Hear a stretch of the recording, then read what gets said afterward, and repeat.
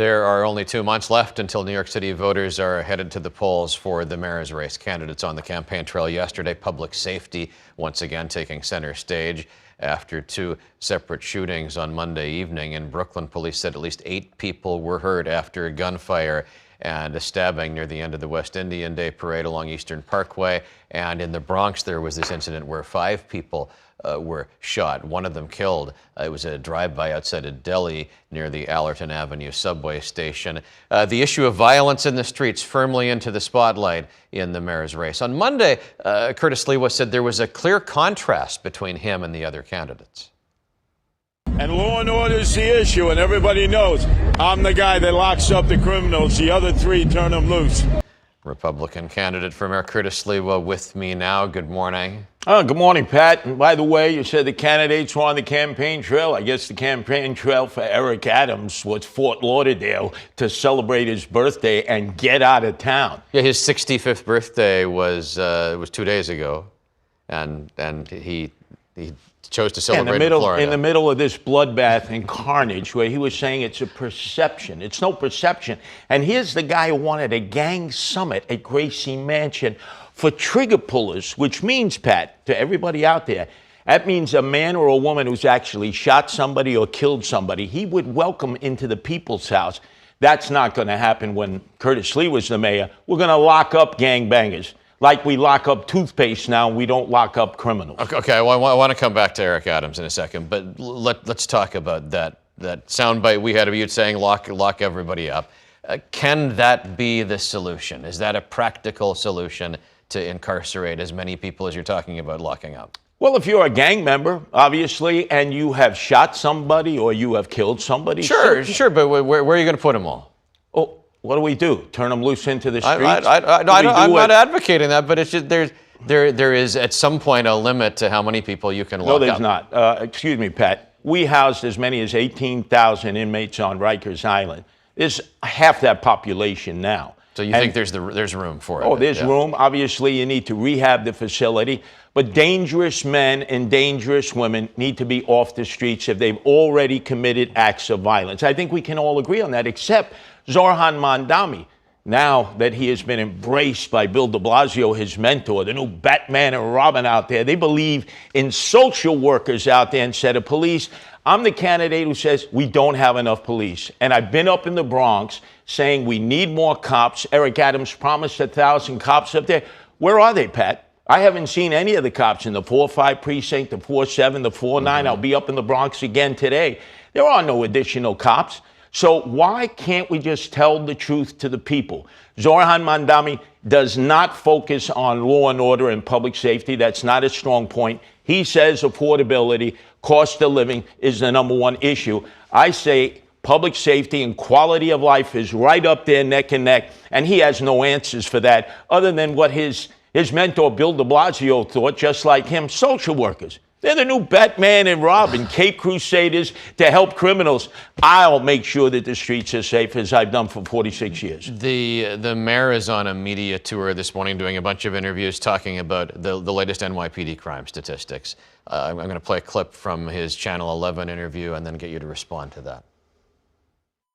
Look over this weekend, the number of shootings we had, and then look at cities across America. Chicago, over 50 people shot.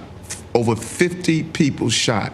And so when you look at what we're doing here, we remain the safest big city in America.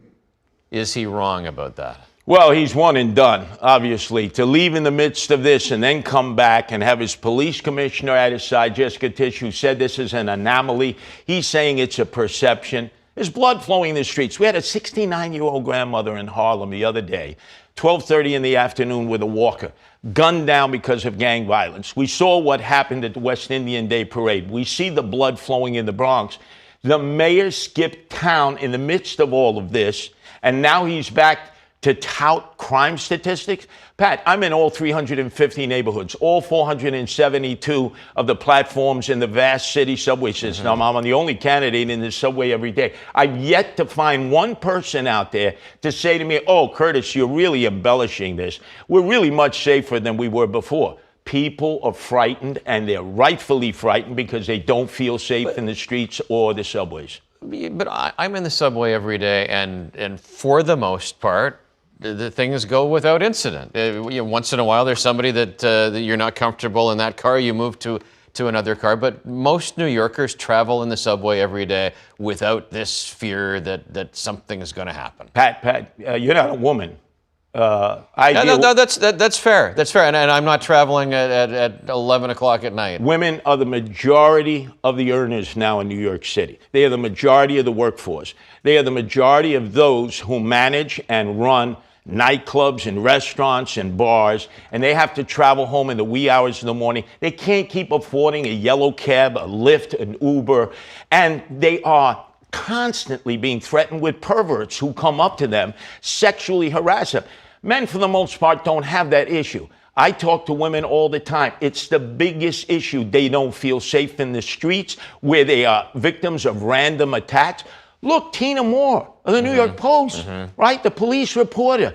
A random attack. It took the cops 2 years to find this guy, and that was on a drug charge, not even the assault charge of a woman, because Alvin Bragg, what does he do? He releases him into the streets. If you look at the traction that the Zohran Mamdani campaign has gotten, it has been on this issue of affordability. Are you, with the public safety issue, speaking to a different New Yorker? Well, no. Obviously, I want people to stay. My whole concept is improve, don't move. We have 100,000 empty apartments in New York City, starting with NYC, which the mayor controls. 6,000 empty apartments in our vast public housing projects, over 350 in the city. How do you justify that? And then, obviously, you have rent-stabilized units. Zohran Mamdani, he's used to that. He lives in one in Astoria.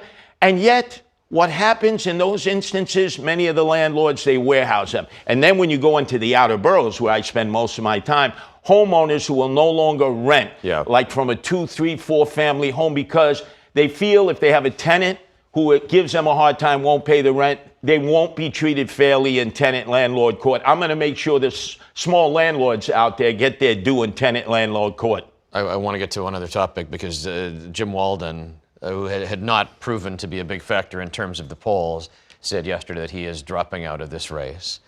On the way out, he said that he thinks that the only way for Zohran Mamdani to be defeated is that you and Eric Adams and Andrew Cuomo get together, and that a single candidate goes up against Mamdani.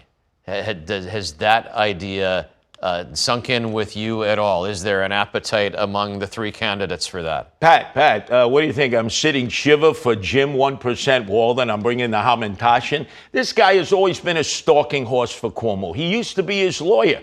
From day one, he's been telling everybody, drop out, drop out. Okay, he dropped out. He has no chance.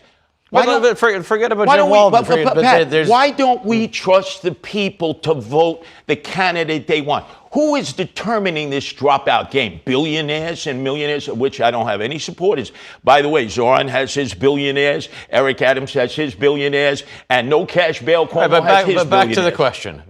Is this race different if Eric Adams drops out, if Andrew Cuomo drops out, or if Curtis Sliwa drops out? We're all on the ballot. You have to give back whatever monies you've gotten from the campaign financial board.